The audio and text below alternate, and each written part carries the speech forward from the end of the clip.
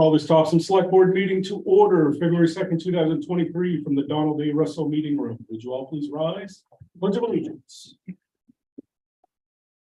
Pledge allegiance to the flag of the United States of America and to the republic which stands one nation under God, indivisible, with liberty.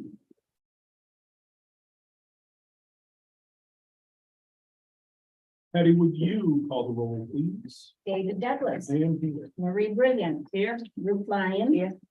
Matt Nixon, I understand has been excused. Yes. And Roland Tubbs. Here. And our town manager, Derek Skrupczynski, is also at the head table. Thank you, Patty. Town manager's report. Okay, welcome everyone. First item, the Maine Department of Transportation has received the final determination from the Federal Highway Administration that allows MDOT to replace the Frank J. Wood Bridge between Topsham and Brunswick. MDOT will advertise the bridge replacement for construction bids this week, and bids are expected to be accepted for a period of 4 weeks. MDOT plans to award the construction contract soon thereafter, and on-site work is expected to begin in late spring. We are pleased to announce the recipients of the 2021 and 2022 Topsham Michael Labby Employee of the Year Award. This award is given annually to an employee who demonstrates extraordinary dedication, selfless commitment, positive disposition, and outstanding professionalism. The two recipients are Robert Morris for 2021 and Brandy Lohr for the 2022. Mike Labby, who's in the audience, presented the award to both those employees. So thanks, Mike.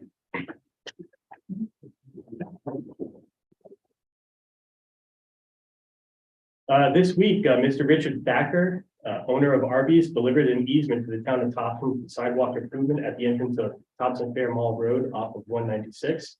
This allows the sidewalk to be reconstructed to improve pedestrian safety. As you know, there's 2 crosswalk signal lights right there, so it's really difficult. So we'd like to say thank you to Mr. Thacker. His generosity is a testament to the support our businesses provide in our community. And this past fall, if you remember, Midcoast Glass provided an easement for drain access right across the street. So thank you for Topsham businesses, especially Arby's and Midcoast Glass. Jersey Mike's and Aroma Joe's had grand openings this week and are officially now open for business. Jersey Mike's is down at the Topsham Fair Mall area, and Aroma Joe's, of course, is right over here at the corner. And they've been open for a little while, but had a grand opening ribbon cutting today with Chamber of Commerce. So that was nice. The Recreation, Fire, Police, Public Works, and Solid Waste Departments and the Public Library will be hosting the Winter Chill on Wednesday, February 22nd from 10 a.m. to 2 p.m. at the Solid Waste Facility Ponds. Ice fishing, skating, snowshoeing, and ice sculptures are a few highlights, as well as cocoa and hot dogs for everybody that attends. And no registration is required, so please show up and have a good time. And on Sunday, February 12th from 2 p.m. to 4 p.m., the Recreation Department will be hosting a child-parent Valentine's Day dance at Mount Ararat High School. If interested, registration is available on the Recreation Department webpage on the town website, topshammaine.com. And most importantly, this weekend, we're expecting some very cold weather. Please be safe as we expect extremely low temperatures. Bitter cold will arrive tonight with the coldest temperatures Friday night through Saturday morning. Moderate temperatures can be expected, I think, midday on Sunday, according to Emergency Management Agency of Saginaw County. Please be aware that frozen pipes and vehicle maintenance issues are possible as temperatures are expected to remain below 0 degrees throughout this time period. With wind chill temperatures Friday night, I think, approaching -45 degrees. Do not hesitate to notify somebody if you lose heat or need help. Our public safety departments are ready to provide assistance to residents as needed. As a reminder, Topsham Public Library is open from 9 a.m. Friday to 6 p.m. and Saturday 9 a.m. to 4 p.m. and Town Hall is open tomorrow from 8:30 to 3 p.m.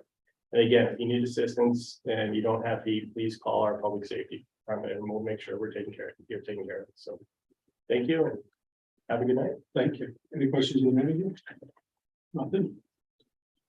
Thank you. Board committee reports and updates. Tonight, we're going to receive an update from CMP on Section 31 rebuild and non-wire alternatives. Deborah Turcott of CMP.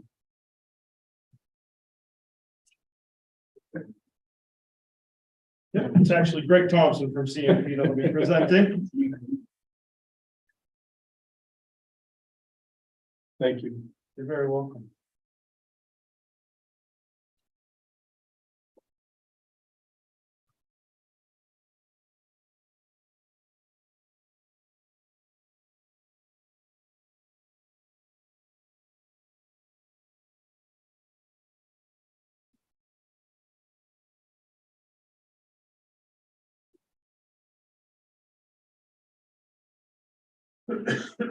All right, so good evening. Thank you for allowing us to come tonight and discuss our Town of Topsham section. We call it section 31. That's our transmission section.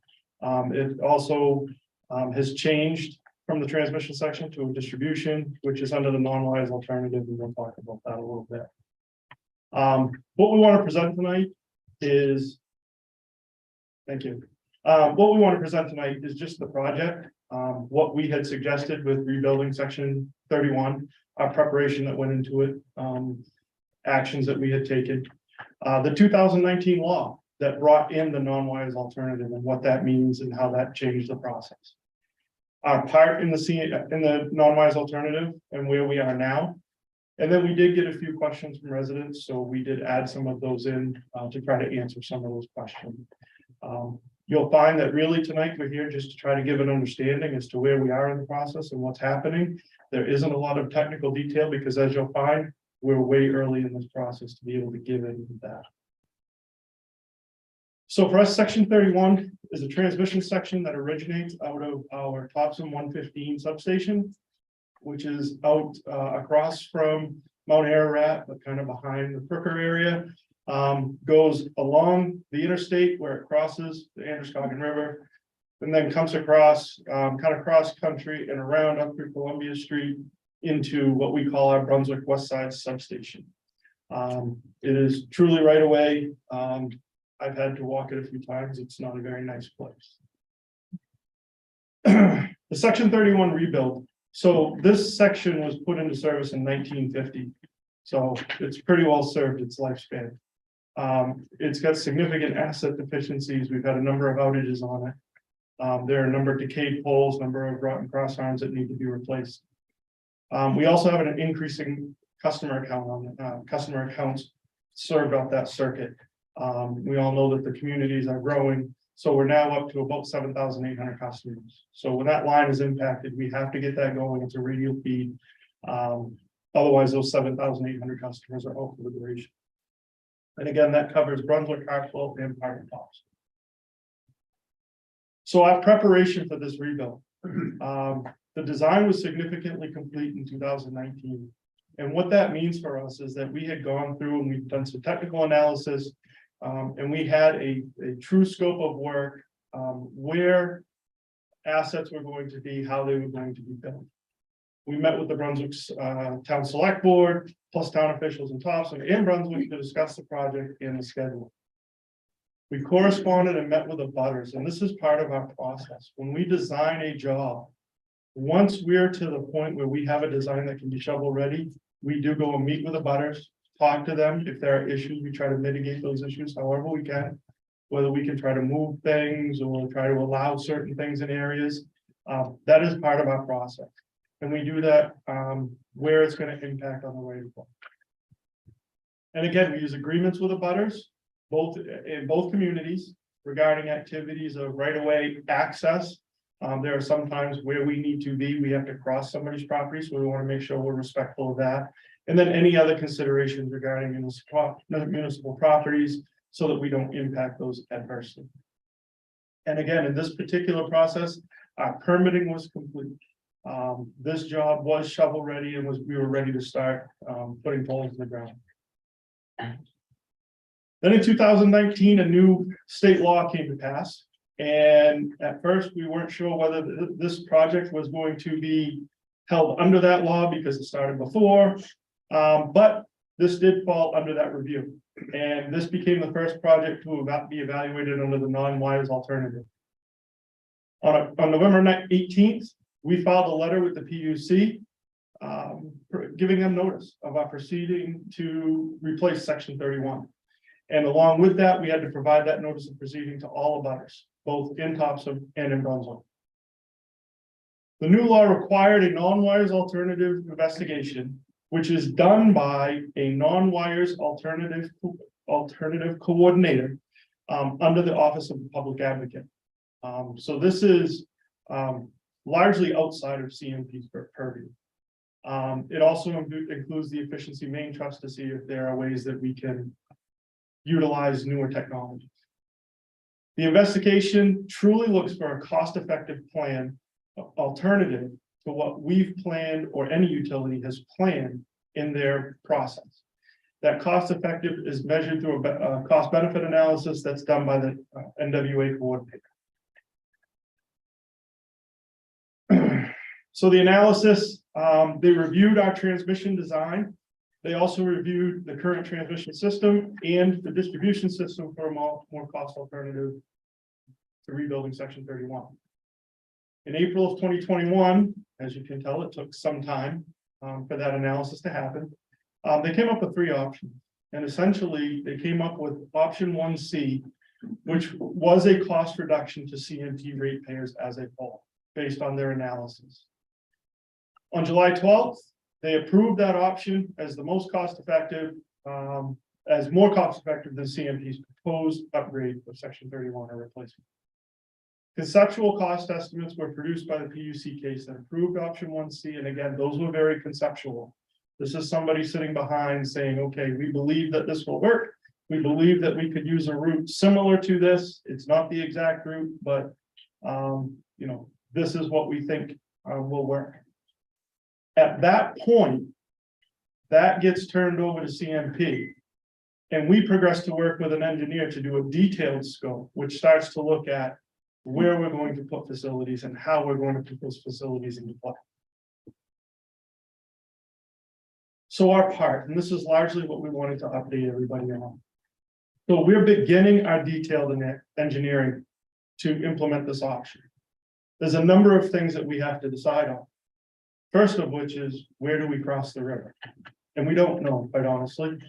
There's a number of places that we are looking at. There's a number of options we're looking at, but none have been decided.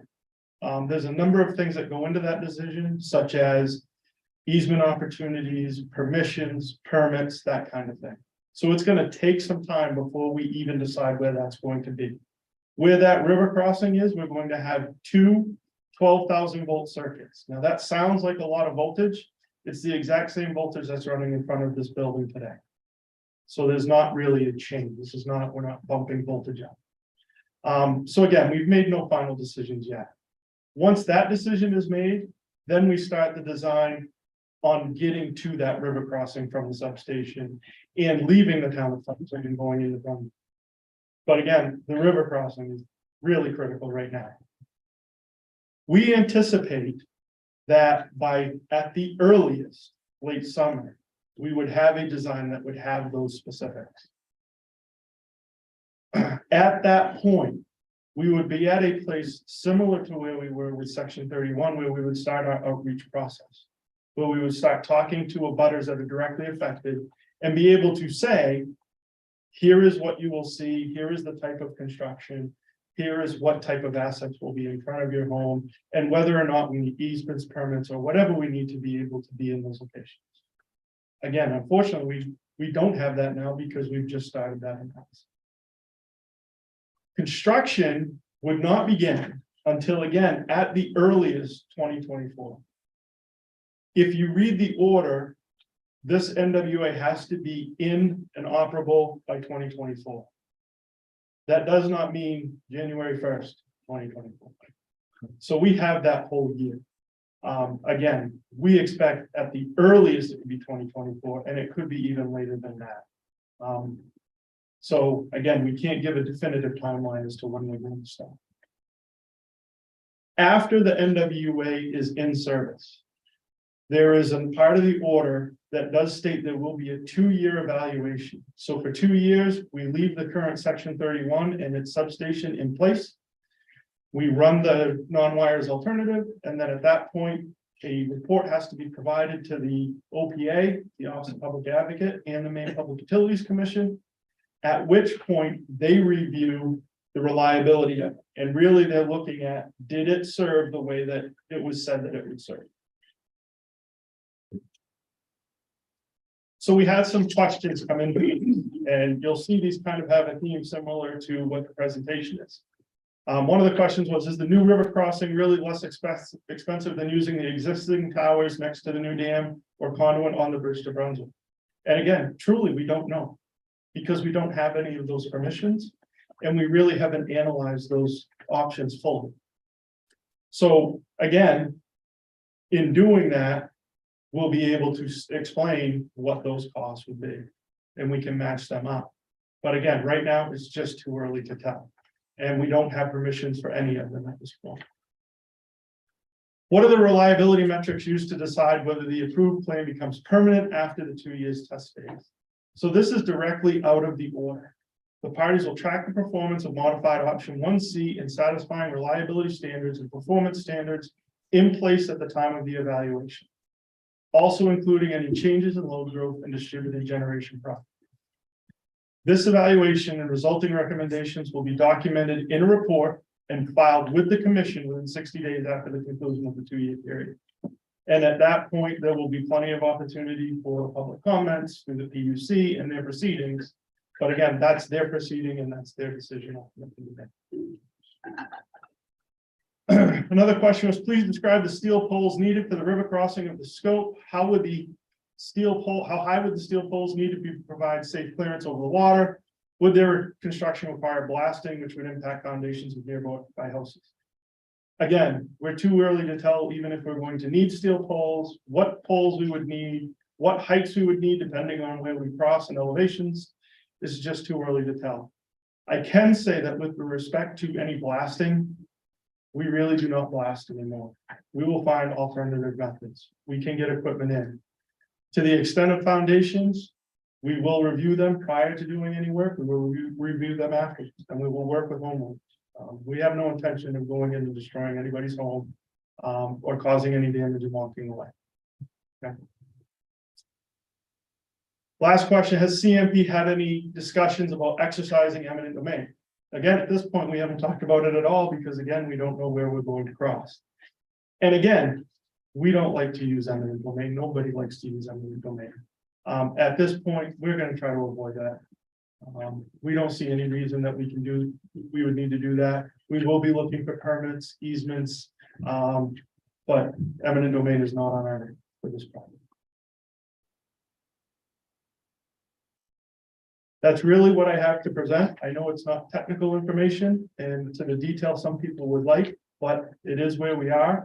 And I can't stress enough that as we get this finalized design, we will be out doing public outreach, both to the town as well as butters direct. And be happy to take any questions from any of you.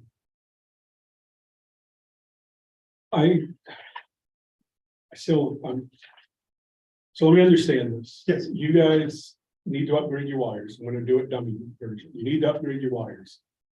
Whatever this non-wires alternative process is, which we're talking, no wires are involved, is that what non-wires mean? Non-wires alternative is a very, very poor name for this. Okay, It really is. It's not that there isn't any wires involved. It's how can the project be done at a less cost to ratepayers? all right. All ratepayers. So you need this line. This review process has told you, we believe it's cheaper this manner. You're finding that out now. But you won't know for 2 years until after you put the new stuff in. Is that accurate? Well, we'll know the cost certainly before Yes. that. It's the reliability. So what happens in 2027? You could finish December 31st, 24. Correct. 2 years, we could be talking 2027, and it doesn't have the reliability. At that point, again, it goes back to the PUC. And then you still need We lines. argue the reliability, and at that point, we may need to rebuild section 31. That may be the decision. But again, we won't know until we have that PUC discussion. Okay, I get it. I see. Shut up. Okay, Yes. So what's the revision for you to recoup your cost? Do you have to go back to the original design? So I want to start by, this is a very new process and a lot of things have not been worked out yet. And I can't say that that's really been thought through yet. There you go. So, It's not. anyone else have questions? No? Just thank you for coming and bringing this forward so we can at least have some idea. There's no facts or figures. So, understood. but thank you. No problem. All right. Thank you very much. I have one question, if I may. Do you have a time frame when you will have identified the river crossing option? We're not, sir. One, when we take comments, you have to come up and introduce yourself. This isn't a public comments time frame. There's a public comment later on in the agenda Okay. where we take public comments. But this isn't a hearing in any way. They just came to give us an update. Last thing, as you guys are working through the process, will we be kept in the loop where you're at? Anything coming through where we can assist, make sure you have contacts. Yep, absolutely. We will stay in touch. We have Deb Kirkhoff from our outreach group here who will be talking with people. Typically customers, and we also have Patrick Boyd, who is the key account manager, which is not a great title for it, but he is in contact for the municipal offices to work directly with CMP, and we'll be keeping you in touch with those channels as well. Appreciate it. Thank you.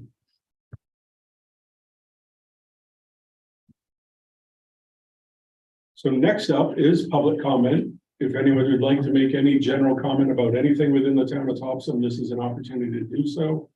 But I will say it's not a question and answer session for any outside group. If you want to come up and make comments, you're welcome to do that. If it's about general things within the town and we can answer it, we do that. This is what we do at each meeting, just take public comment.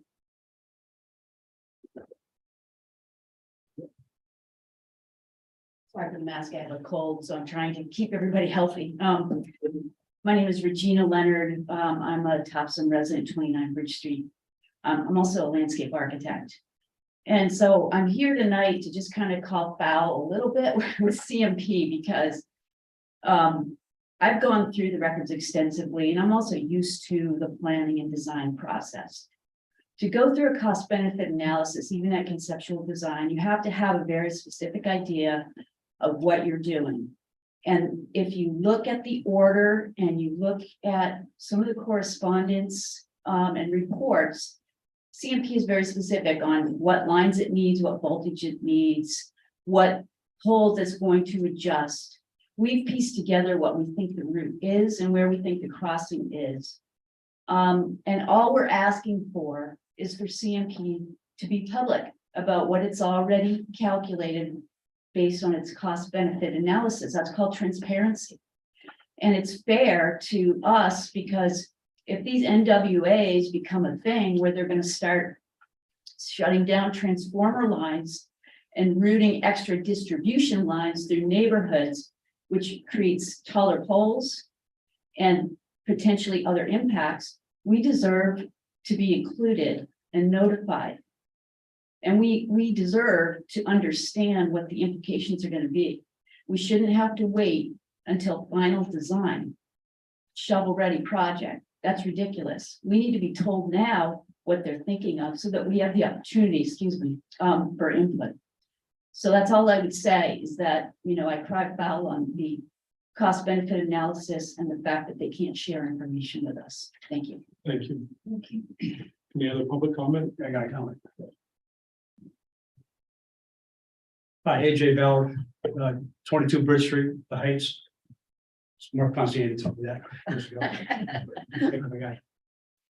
Yeah, I'm not gonna quite follow CMP. I think they're in a tough position. Not gonna defend them either, but I did some research as well with some other folks that are in here. We got together a couple times and Efficiency Maine Trust briefed the Maine Governor's Climate Council back in September that this is ongoing, it's a done deal, it's moving forward. So, people are already saying this is gonna go, this is a go. Also, what Gina saying about the life cycle cost analysis. I mean, we just heard a couple, you asked the question yourself there, like, typically we know these things going ahead of time, right? We're gonna spend this kind of money, build this thing, we should know, is it gonna work or not? This doesn't make any sense that we're gonna, wait for 2 years to see if this thing's gonna work. And from, engineering standpoint, doesn't, in my opinion, doesn't seem that okay. Another thing, I read a good article out of Tex Truckle from the Portland Press Herald. He's the guy who writes down there on energy and things such as that, been around about 30 years, and he wrote a pretty detailed article on this particular project. And interesting that now Wires Alternative is going to have wires. I mean, that was pretty interesting. You said it, I saw that.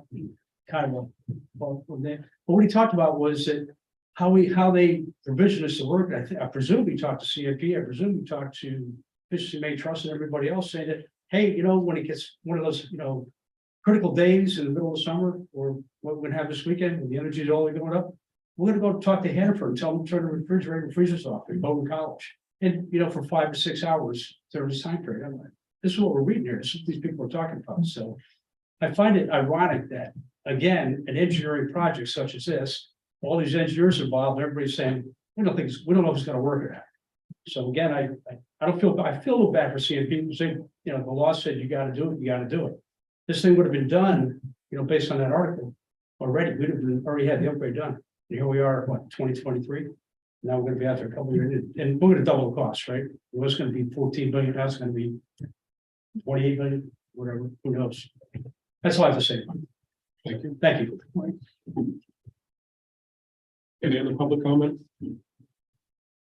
My name's Lisa Danforth. I live at 6 Twin Pines in the Topsham Heights neighborhood that stands to be very impacted by this project with CMP. I have a long list here of correspondence that I'm not going to walk you through right now, but basically in October 2022, a number of Topsham Heights residents logged on to CMP's customer service portal and asked for more information about this project, to no avail. On October 13th, we filed a 10-person complaint. 14 of us filed a 10-person complaint with the Maine Public Utilities Commission, saying that we could not get any answers from CMP about this project and would they help us. CMP on November 28th recommended dismissal of our 10-person complaint, saying that it was without merit, that they had no information, and they'd offered to meet with us to answer our questions. Well, I have 5 months of correspondence here with the Office of the Public Advocate, with counsel for CMP, with Deborah Turcotte, CMP's public relations person, constantly promising us meetings and to answer our questions. We've sent them countless questions about this project, to no avail. This is the result of our request to be able to ask questions.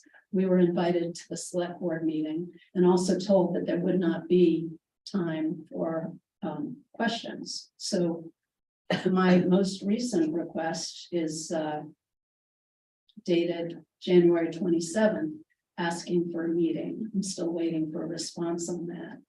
I mean, it stands to point out here that on October 31st, counsel for CMP, Catherine McDonough, told me that they were working on an overview with possible pole and wire locations and placements, and that they would be willing to talk to me about possible placements in these poles. She said they were working on the report. It would take a few weeks to complete and share. I'm still waiting. We've had countless promises and none of them have come through. There's no due process here for us. We've tried every single outlet available to us from the Maine Public Utilities Commission and the Office of the Public Advocate, to no avail. So we need your help. Thank you. Thank you. Any other public comment? Seeing none. Correspondence. So we got, I know myself and Roland got at least 2 correspondence. I don't know if, and I ended up copying you guys, but it was Regina and it was Lisa also, basically kind of what you just said. Questions about the process rather than sit and read every letter verbatim. I'm not going to do that, but I'm going to acknowledge that just what was said, we had received those. I think it was Regina, you shared it with Roland and I, but I shared it with the rest of the board too when I responded to you. So everyone had those.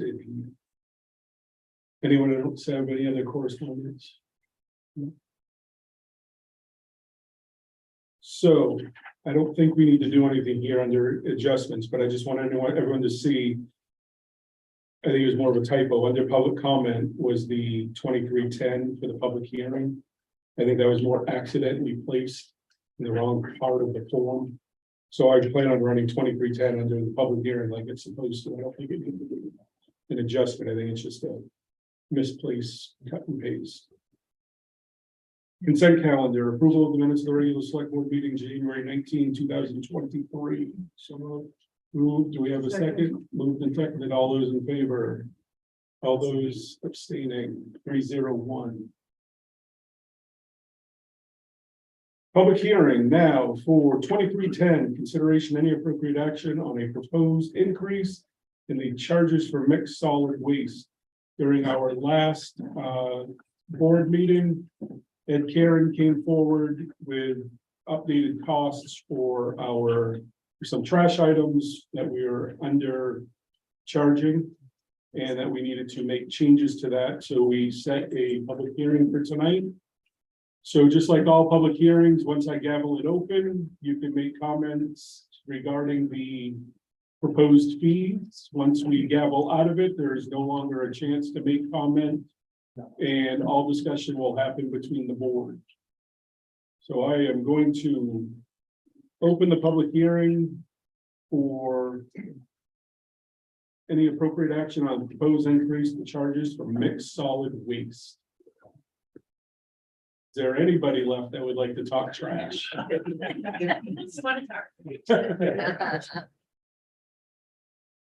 Seeing nothing. And you don't have any new news, right? No? Yeah, good. I'm gonna close the meeting. Public hearing closed. So, you guys have anything to say? Any questions? Any thoughts hit you from the last one? So I will make a motion that we. The only one question, Ed, I don't think when would these go into effect immediately after tonight? What was the plan? I don't know as we've said anything. Solid waste record. In an effort to be fair to those who don't know, I would say the end of the month, so I can. Maybe like March notification to 1st. everybody March 1st, maybe that way I can get public notification out by the handouts. Okay, Because we're gonna redo our whole brochures and everything. So. sound good with everyone.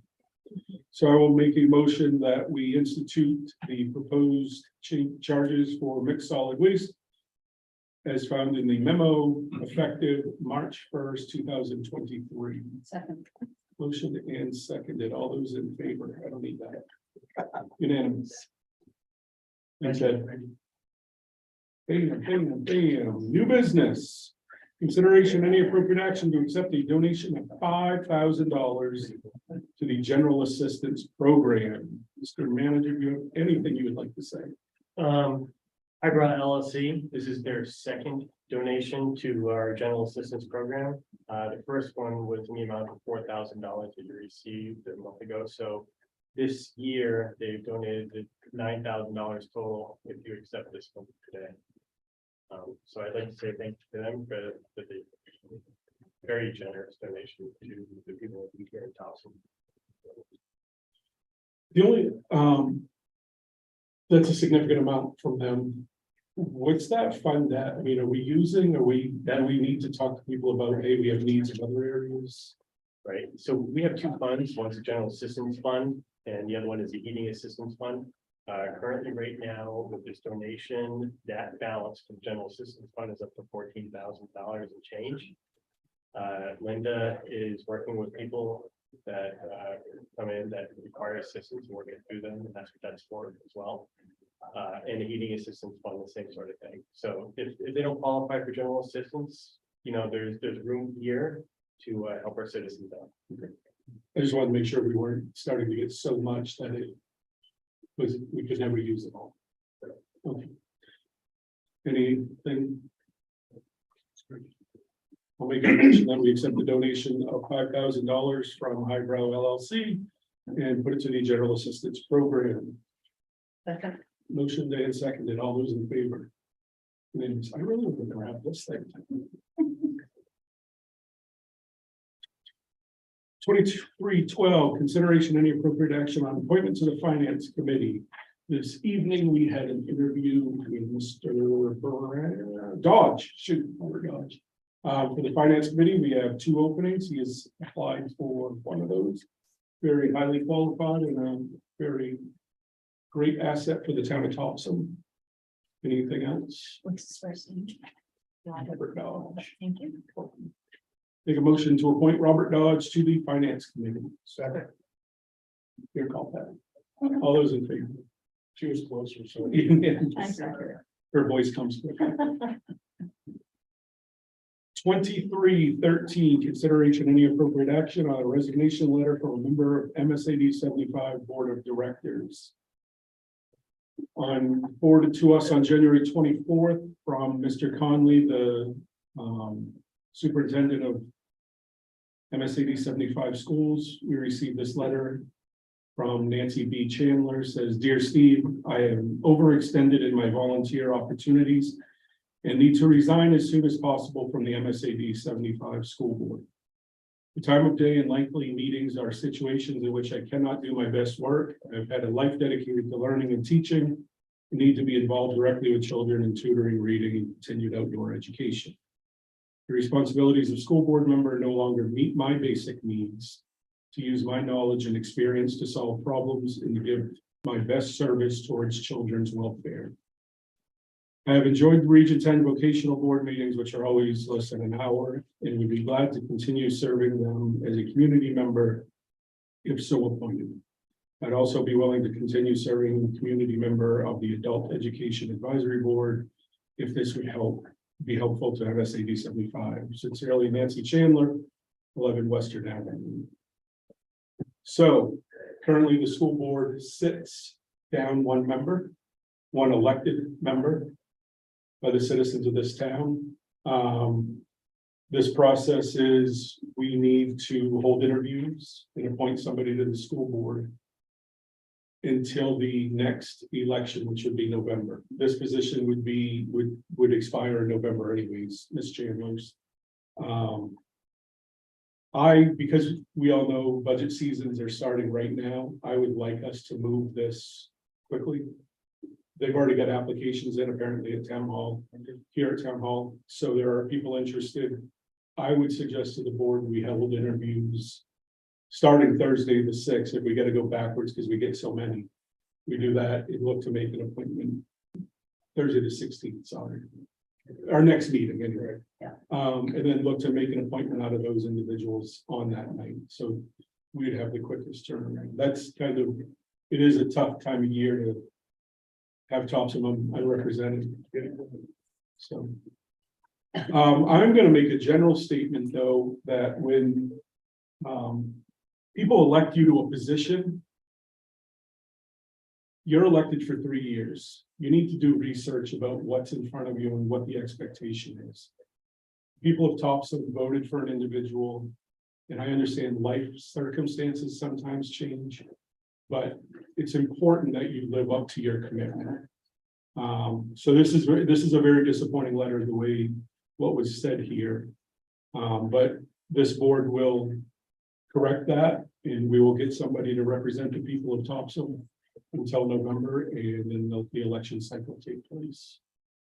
So I will make a motion that we accept the letter of resignation, hold interviews, and look to appoint an individual at our next meeting, February 16th. Yes. Second. Motion and second. Yeah, I was gonna say I'll stop talking. All those in favor? Roland, I think the next thing is your job if I do the math in my head. Motion to adjourn. Second. All those in favor? We get it. Boy, Matt will be interested to know. That went way back. They have to do Roland instead. Yeah.